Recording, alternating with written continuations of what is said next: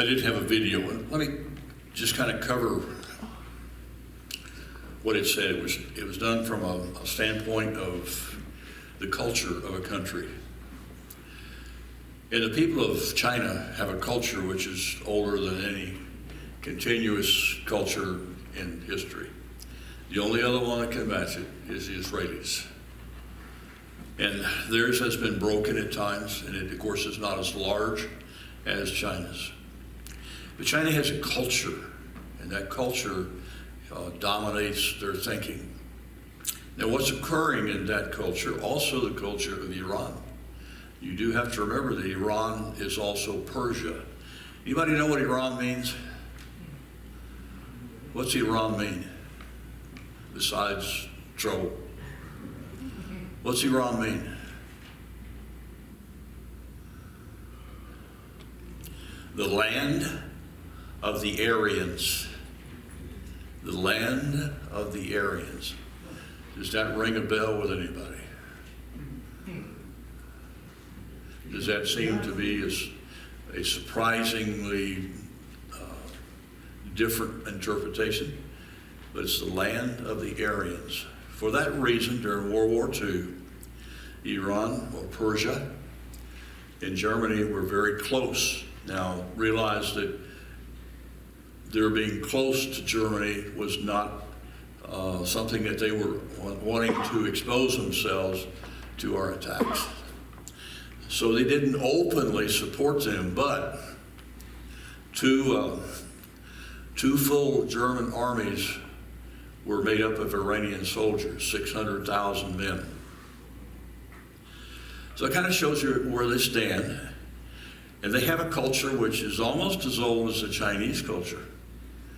And it's a culture which is very prevalent and one that they are very proud of, and they are going to want to reestablish it. Now, Turkey is the other one, and Turkey also is part of that ancient culture of Iran, and they want to also reestablish their culture. After World War I, and I hate to make it a history lesson, but sometimes you can't avoid some of this. After World War I, Turkey was broken up, and she was part of the German axis that was in Europe. She was broken up after World War I, and Britain, France dominated the Middle East. And of course, out of that came the nation of Israel. Now, Syria never was an independent nation per se. Lebanon was. Saudi Arabia was a pile of sand then, and she's a pile of sand now with oil. And the only reason that Saudi Arabia was allowed to be independent like she is because the British saw she had oil, and they wanted that oil, needed that oil. But they didn't want the colonial responsibility that they'd had. So a lot of those nations got to have a tie back to Turkey, and today that's also forced conflict. Saudi Arabia and Iran are at war. And it's not the kind of war that we normally think of it, and it's being fought in Yemen. It's a proxy war. Turkey, however, has chosen to go to war with Libya.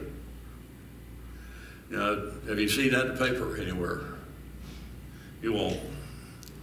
And it's sort of a proxy war, but there's kind of something interesting about Turkey is she has several names in Scripture. Magog. You know, I mean, those are names that you look at and say, they're tied together. Please don't put Magog and Mesh or and Tubal in Russia. Just say it's Turkey. We know we've got ancient documents which bring that out. And she is out to claim Libya because she needs some things that Libya has. The funny thing about it is, if you take a look in Scripture, Ezekiel 38, one of the nations is listed as part of the nations that are going to come against Israel is Libya, which at this point she has no desire, but if she's linked with Turkey and Turkey takes her, she will be one that will go against Israel. In other words, you have the formation of nations who are rapidly coming together that would be the nations who would come against Israel. quit looking at the Pope. Who was it told me that, Brad, did you tell me you looked up the cities on 7 hills? Yeah. And there's hundreds of them. There's hundreds of them, of those cities that are on 7 hills. That's not what Scripture's talking about there. It's not the cities that are powerful, or the nations that are powerful. Hills or mountains in Scripture are nations that are power. It's power. And those things about saying it's the Pope and so forth just don't come out right. They don't, for lots of different reasons. But one of the things that's happened, and it's very, very, we're seeing it prevalently right now, our culture is being what? It's being destroyed. I'm not here to tell you that the statues, even as a kid, I've always studied military history. It's kind of a favorite. Of course, one of those would be the Civil War. I'm a Texan. Worse yet is I'm a West Texan. So as a West Texan, you kind of tend to look at, what's going on in the Civil War and study it. A lot of the things that happened after the Civil War, Billy the Kid, any of Wesley Hardin, John Wesley Hardin. Some of you know the author of the book about John Wesley Hardin, of which right now I've forgotten, Leon Metz. Leon sat one night, and he and I both spoke at a place, and Leon was telling me, he said he never realized till he started doing the research on that, how much the Civil War affected that era. And these are men who came out of the Civil War, and for John Wesley, if you wore too much blue, you were a target. It didn't make a difference whether you had anything to do with the war. If you had blue on, you were a target. Billy the Kid was pretty similar. A lot of these people were bitter people who had lost everything in the war, and they were bitter. But we still had a culture that could put those two together. We had a culture of saying we were a city set on a hill. We were a culture that said we attracted people to us by the millions. We still attract people to us. Can you tell me of another nation that attracts people like we do? Or why don't they go to Canada? If they said they were going to Canada, they could take a highway right straight through America. They could have that. They don't want to go to Canada. Why not? No draft. I'm not going to ask for a definition of grass here. There's no country in this world that's got the power, got the opportunities we do. You can say what you want to about our vice president, or frankly our president. If he wins, he's the president. You can say what you want to about it, but she has taken a step that she could only do in the United States. The president, one past, is also a man who's lived the American dream. And he stepped up into a position where he truthfully has lived the dream. He couldn't do it anywhere else. Harris could do it in India because India happens to be, whether you know it or not, happens to be her parents' country. And her grandfather was this Indian Secretary of State. Can I tell you that her grandfather was part of a government which hated Christianity and chose to destroy Christianity, is trying her dead level best to do so. And she is a practicing Buddhist. I think for some of you, you're going to go, it doesn't make a rip. Oh, yes, it does. But buddy, I hope you know it does. It makes a big difference in how she's going to look at things. Check it. Please don't take my word for it and walk off. You need to check it. There's a book out called Profiles in Corruption. Not Profiles in Courage, but Profiles in Corruption. I don't know what it costs for the Kindle book if it's available. Somebody gave it to me as a present, and I'll tell you what, it covers a series of candidates that you need to look at and you need to understand. There's a lot I can't say here. You want to ask me privately, we'll talk about it. But publicly, I can't say. But I want to tell you, if you want to see the American culture destroyed, it will be destroyed. There are certainly farms in Israel. What's a farm in Israel called? What do we call a farm in Israel? Kibbutz. There are certain ones there that celebrate communism. And do understand that these people, most Jews, are socialists. They're coming from Poland, they're coming from Russia, they're coming from places where they have grown up as socialists. The underlying current there is socialism, although it's not practiced the same way you'd see it in other countries. But some of those kibbutz are literally worshipers of Stalin. We have that in the United States too. And I need to tell you that that's something dreadfully wrong with that.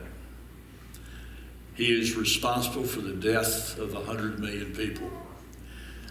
He is actually worse than Hitler. And Patton was right, but we weren't going to tackle the Third World War right after the second one ended. But you know, we are losing our culture. Christopher Columbus has been destroyed. George Washington has got all kinds of labels on him. And if you don't know what was going on then, don't make judgments on these men, please. Whether it's Jefferson, are all these men sinners? Every one of them. And the tragedy is we've tried to make them as, they should have been perfect. We've started thinking that George Washington didn't cut the cherry tree down, and then he didn't lie about it, and for some reason we actually believe that happened. And I'm doubtful that it did. He's a man. I will tell you this, that when you come to men like Thomas Jefferson, James Madison, God put together a group of men that are unequaled in history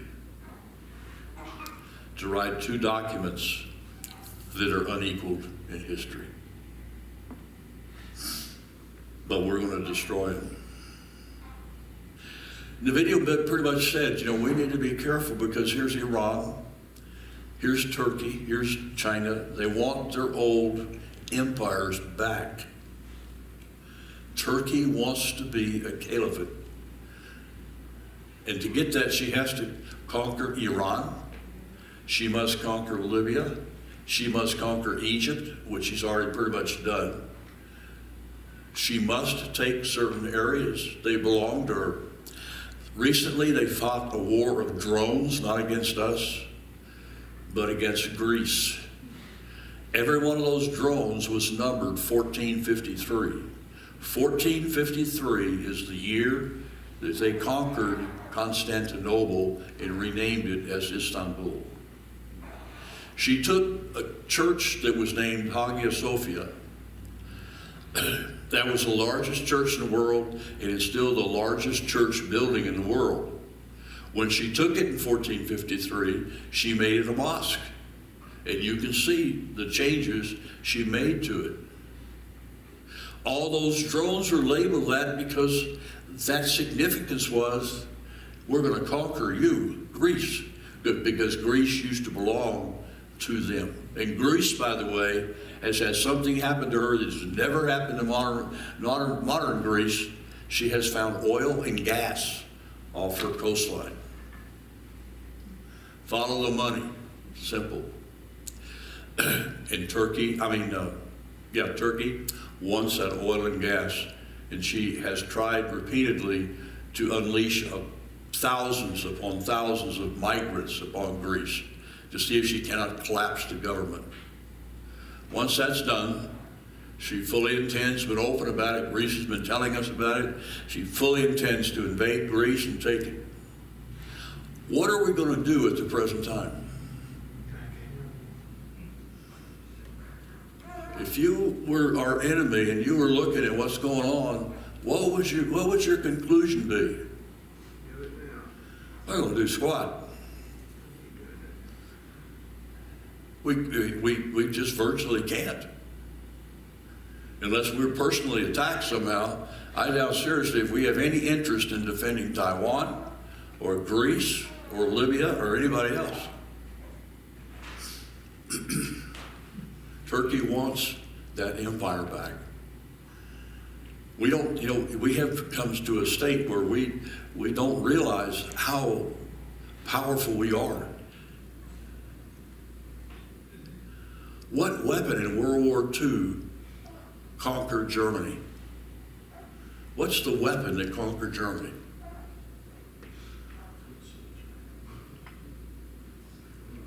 What's the best weapon we had?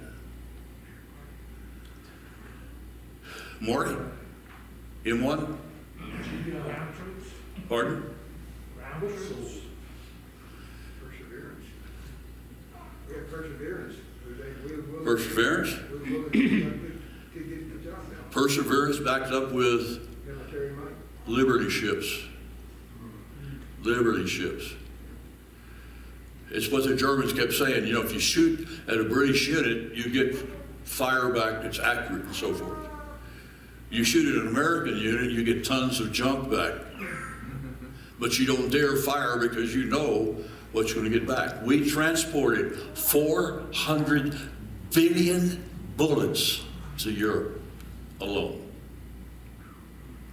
400 billion bullets. We did things no nation has ever done because we had the power to do it, we had the production to do it, we had the ports to do it, we had everything. But we ought to be proud of that. Instead of arguing about whether we should or shouldn't have dropped the atomic bomb, we had the power and intellect to get it done. And by the way, I lived there 8 years after the war was over. I was living in Japan. I saw what we did for them. No nation that our boots have ever been on the ground, except one, have ever come off worse for us being there.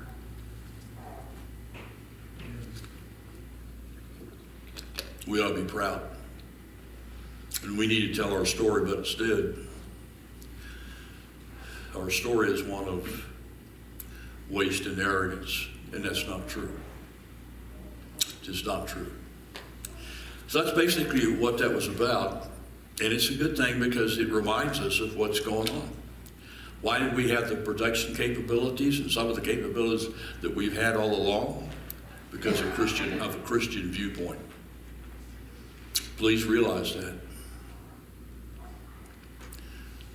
India should be a mighty nation, and she's not. China should be a powerful, powerful nation, and she's not.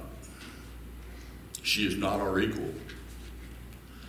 Now, problem with saying that is you've got a lot of people, and that makes a difference. But there's a time coming, I think, personally, if you want to ask me about the 200 million man army that's coming, I think it's either Islam or China. Islam could raise 200 million men.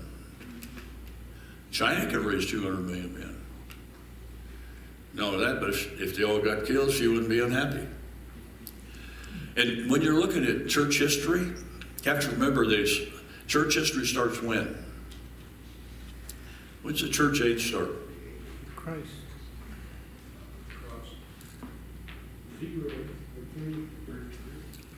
Pentecost? Or a little earlier? Now, I want to say a little earlier because Christ already mentions the church. Typically, it's said at Pentecost. But it ends at a certain time. It starts at a certain time, it ends. One man says it's like bookmarks. like bookends, I'm sorry. Starts and ends at a certain time. Go with me to Acts chapter 2. Acts chapter 2.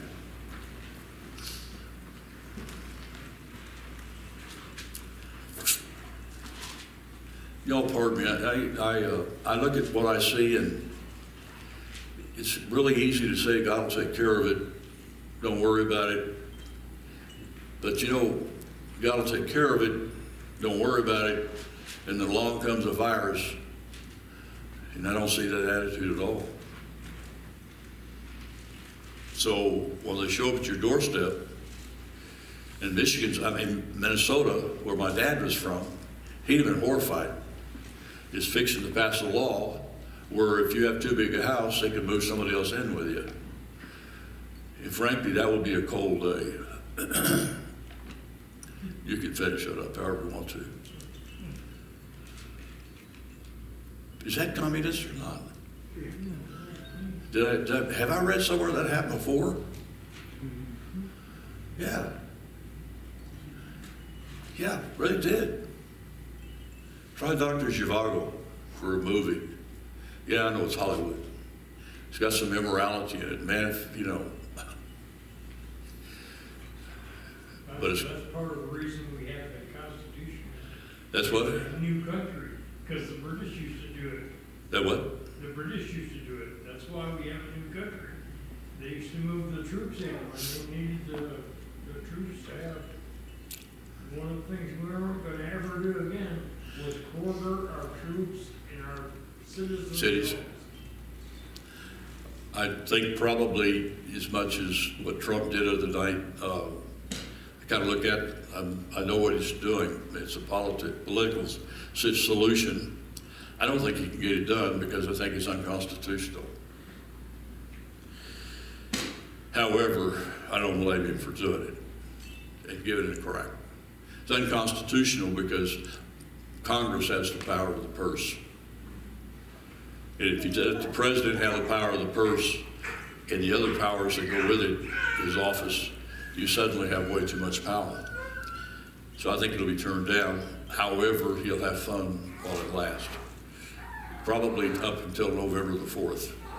Yeah. But this is that, verse number 16 on Acts chapter 2. This is